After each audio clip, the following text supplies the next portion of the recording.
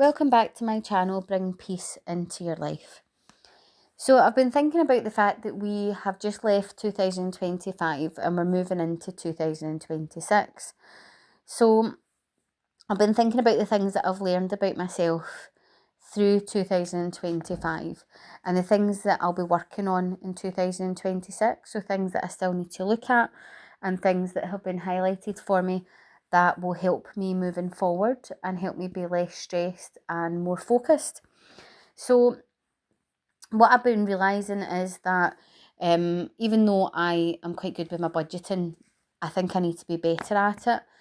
And quite often there are times where I want to do something and I maybe don't have the budget for it, or I have budgeted a certain amount and it may not be enough. So I've been really going over my budgets as regularly as I possibly can and looking at putting different things in place so that I'm not spending any more than I need to. I'm looking at being a bit more frugal, looking at, do I really need that thing? Do I have that stuff in the house? Is it that my kids have grown out of a certain size and we need to get stuff in a different size, which is obviously fair enough and needs to be something that is bought. But I'm also looking at, what do we actually have, or what do we not use in the house as well? What could we use rather than buying new things? So I've really been looking at that recently about my budget and what I need to do with that. So I've actually started, I got a very small online account. They're very easy to open. You get them with all different providers. And I've opened up an online account for what I've called Fun Money. So that is a wee budget so that if I maybe want to go out for lunch with a friend one month, or I want to take the boys out for a wee day and meet one of my friends that has kids, and we maybe want to go somewhere. I was going to say a soft play, but they're getting a bit old for soft play. But if we want to go somewhere and we want to get them an ice cream, or we want to get a wee bit of lunch, then it means that I can use that money for that. And if there's money in the card, then great. If we run out of money that month, then we just don't do that activity, or we do a cheaper activity. So it's something that I found that I started it in December. But December's a bad month to start these things because obviously there's so much money going out the way.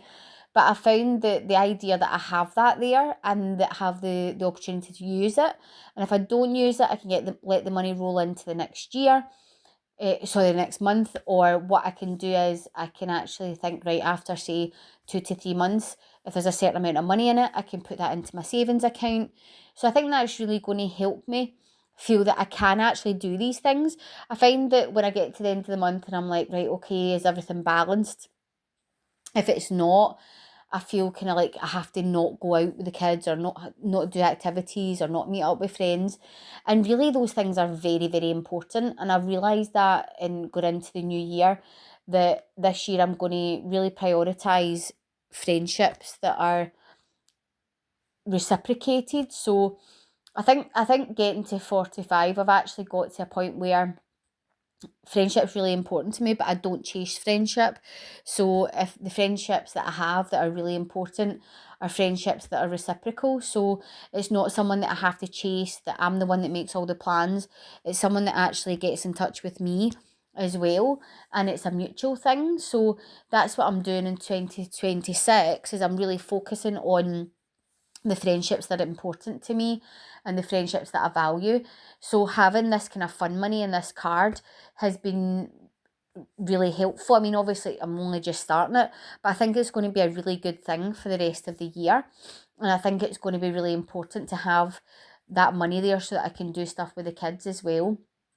And we can do stuff without worrying about the fact that that money might be earmarked for something else. I also found out that this account actually has a money challenge that started on the 1st of January. And it's one of these ones where the first day it puts a penny into your account, the second day it puts 2p into your account, 3p, 4p as the year goes on. And it's saying that I could possibly have up to £600 saved by the end of the year, which would be absolutely amazing. And if it's doing it automatically, which I have set it up, you can set it up, I think that would be brilliant. And I mean, that would be amazing to have that at the end of the year. It would give me a big cushion for Christmas. don't want to say the Christmas word already, or we could actually use that for a holiday, so it would be great. And I think that takes a lot of stress out of life, because you're thinking, right, I've actually planned for these things, and these things are automated, and it's really, really helpful. So that's something that I've really decided that I'm going to be better at in 2026. Also, what I'm looking at is doing some decluttering. So I've been looking at a lot of stuff recently about how clutter can really actually add to your stress. And I think it's something we don't necessarily think about. But if you are living in a cluttered environment, or you've not got a place for things, so maybe things are lying out, you end up taking more time to sort things out. It takes longer to find things that you're looking for. And actually, if you're living in an environment that's a bit more cluttered, it can actually cause a lot of stress. And stress that we don't necessarily realise, because it's just there, it's underlying and bubbling under the surface. And if you are in a bedroom that's quite cluttered as well, and sleeping in an environment like that, it can actually affect your sleep. And it's something that I hadn't necessarily thought about, and I've been listening to a few people recently about that, and I've definitely wanted to declutter for a while. I find it very overwhelming though, so over the years I've sort of started the decluttering process and stopped quite a few times, and then I find that I'm okay for a wee while, and then all of a sudden I feel really overwhelmed, and I feel like there's so much stuff, and I start kind of like purging and decluttering stuff. But what I've decided this year is I'm going to take my time, and I'm going to do wee bits as I go. So maybe a drawer, maybe a corner of the room, maybe a shelf in a cupboard. I'm going to look at decluttering my clothes, especially because I've lost quite a lot of weight. So I lost 3.5 stone in the last year and a half. So I have bought a lot more clothes, because obviously my clothes didn't fit me anymore. And some of those clothes I've put out, and I've put into a charity shop, or I've put into a clothing bin. But there's still a lot of kind of bits and pieces around, and I think I really need to kind of declutter that and get a lot of stuff out the way.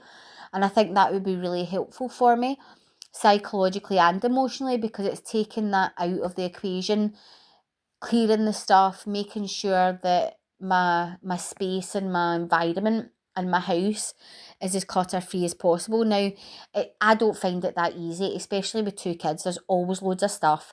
They're not that great at picking up after themselves, and I'm not going to be the one to pick up everything after them either. So I've spoken to the kids, and I've said to them, look, we really need to keep this place tidy. We need to go through the toys. We need to see what we need, what we don't need, what's broken, what's working, stuff that we're maybe growing out of, and we need to kind of do a bit of a purge. So they seem to be on board, which is great.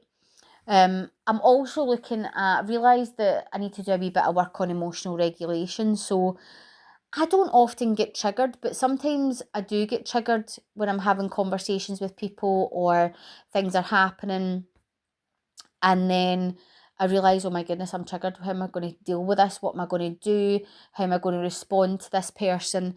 And quite often it catches me off guard. So when it catches me off guard, it's a bit harder to actually deal with it.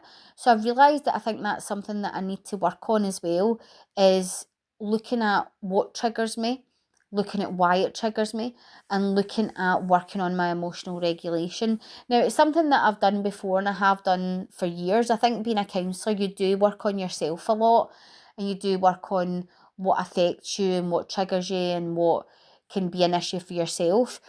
But sometimes when things are going really well and I'm not triggered, or I haven't been triggered in a long time, and then I get triggered, I'm like, oh my goodness, where did that come from? And it's actually harder to deal with. So I'm going to really look at that, and look at taking care of myself, grounding myself, getting a balance. I've actually booked myself in to do a sound bath with one of my best friends, and do a bit of grounding work in the new year. And that's my plan for 2026. So I think when we're going into a new year, we need to be looking at what's our plan for the year. I think very much there's a pressure to have New Year's resolutions. There's a pressure to reinvent yourself, to leave parts of yourself behind.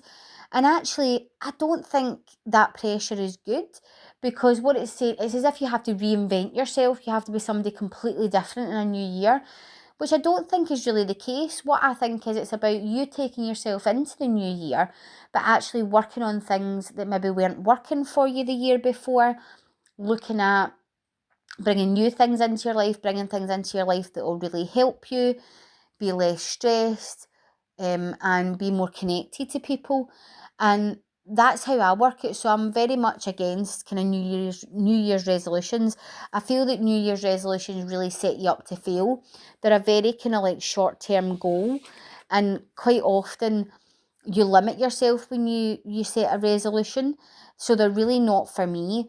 What I like to do is I like to think about how I would like something to be different in the new year, what I've learned and what I've learned about myself the previous year, and especially the things that I've learned that I'm not handling as well as I thought I was, or as well as I could do. And that's what I tend to take into the next year. So it would be lovely to hear from you all what you are leaving in 2025, what you're bringing into 2026, what you feel you would need to work on or you would like to work on. Do resolutions work for you? For me, I'm not so sure. I'm not big on resolutions. I'm more about changing, working on myself and working on things that can make me happier and healthier and more connected to the people in my life that bring me joy. So for me, that's what it's about moving into a new year. But if you have any advice, put it in the comments, get a conversation started, and hopefully that your comments will help somebody else, but there might be somebody else who comments and their advice or information will help you. So I hope everybody's doing well. I hope you've had a great start to 2026. And thank you so much for watching my videos, liking and sharing. I really appreciate every one of you that watches my videos. And I will see you in the next one.